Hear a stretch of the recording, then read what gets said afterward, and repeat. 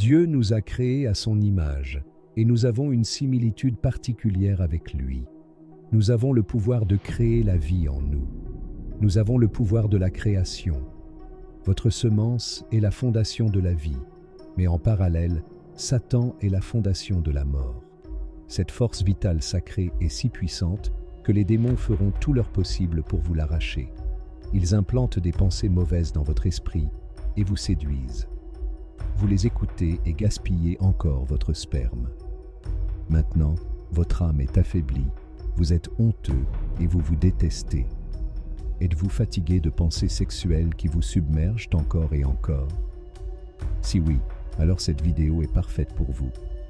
Elle vous aidera à désexualiser votre cerveau et elle sauvera votre vie.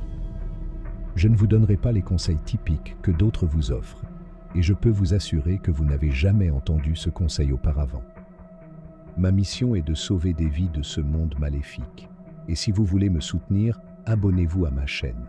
Désexualiser votre cerveau signifie le déprogrammer et vous débarrasser de toutes les pensées sexuelles qui sont stockées dans votre esprit subconscient. Nous avons été sexuellement programmés dès notre plus jeune âge. Nous avons été intentionnellement conditionnés avec des images sexuelles sans même nous en rendre compte. De nos jours, les choses sont encore pires à cause de la nature sexuelle des réseaux sociaux. Nous avons tous vécu la situation suivante. Vous travaillez sur quelque chose, puis vous vous ennuyez. Tout à coup, des images provocantes de nudité et de sexe vous viennent à l'esprit. Et maintenant, vous êtes excité sans raison. Ce comportement n'est pas naturel, c'est un comportement addictif. Voici la solution. Vous ne devez pas entretenir ces pensées et plonger dans des schémas démoniaques qui mènent à la masturbation et à la dépression. Au lieu de cela, faites ceci. Asseyez-vous et fermez les yeux. Essayez de visualiser Jésus-Christ. Restez là et visualisez son visage de près. Prenez quelques respirations profondes pendant que vous faites cela. Le diable essaiera de vous distraire de Dieu et de vous entraîner vers la perversion sexuelle en disant « Pourquoi résister? Vous méritez une pause, abandonnez. Personne ne saura.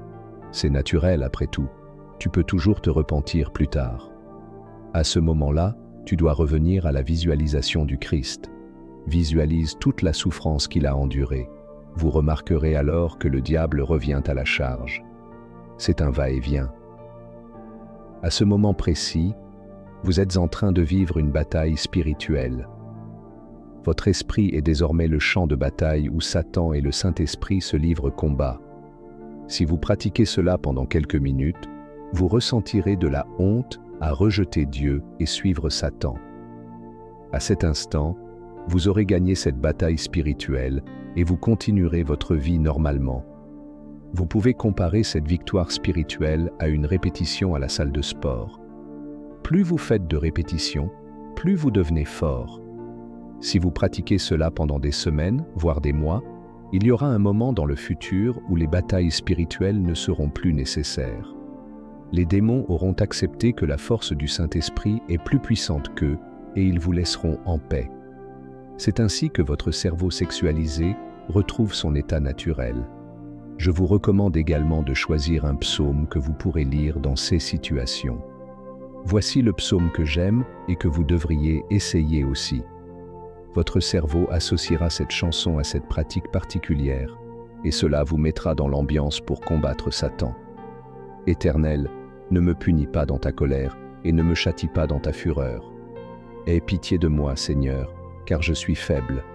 Guéris-moi, Seigneur, car mes os sont en agonie, mon âme est en grande détresse. Si vous voulez vaincre le diable plus facilement, vous devez comprendre la parole de Dieu. C'est pourquoi j'ai créé un moyen pour vous d'étudier le christianisme rapidement et efficacement, ainsi que des instrumentaux pour vos moments de prière. Que Dieu vous bénisse et à bientôt.